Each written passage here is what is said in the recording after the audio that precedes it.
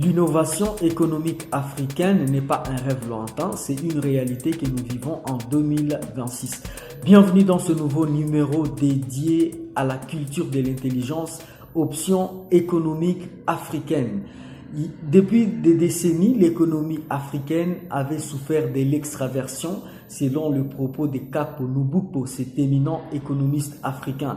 Mais aujourd'hui, nous voyons les visages et la robe économique africaine en train de changer. Aliko Dangote, ce grand milliardaire africain, est en train de redessiner, de redéfinir, de repenser, de refonder l'économie africaine sur des nouvelles bases. Regardez le rythme de cet homme. Depuis le début de l'année 2026, Dangote multiplie ses voyages à bord de son jet privé. Une quinzaine d'émissions diplomatiques et commerciales stratégiques à travers toute l'Afrique. À Banjul, lors de l'Afrique Consensus, il est venu poser sur la table les plans d'investissement d'un projet géant de 46 milliards de dollars pour les comptes.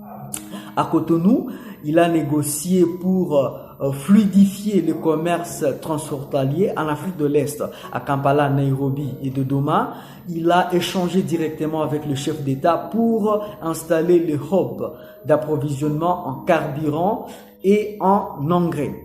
Ce n'est pas seulement une tournée stratégique, c'est la diplomatie industrielle brute. Dangote donc parcourt les continents avec un seul objectif, convaincre l'Afrique d'acheter africain. En construisant la plus grande raffinerie du pétrole au monde à Lekki, il met un accent particulier et en même temps il met fin sur les scandales du Nigeria riche en pétrole brut mais dépendant à l'essence étrangère.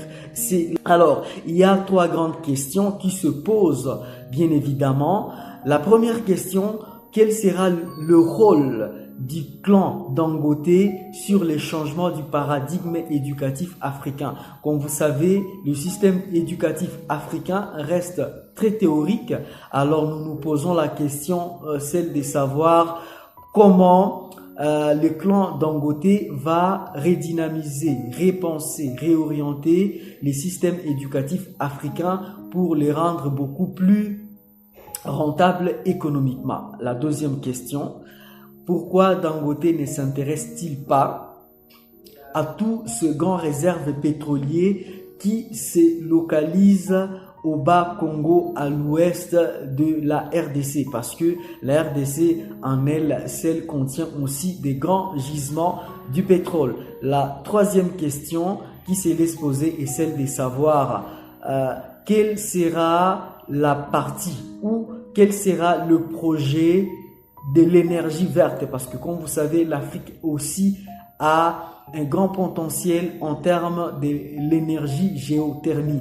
Quelle est la stratégie Dangote ou quel serait un plan innovatif sur l'énergie propre du clan Dangote sur le continent africain? Je vous laisse donc le temps de réfléchir et de poser peut-être quelques orientations dans les commentaires.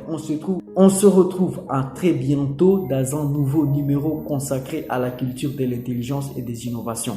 C'était Meso Innovation Kila Mahala. À très bientôt.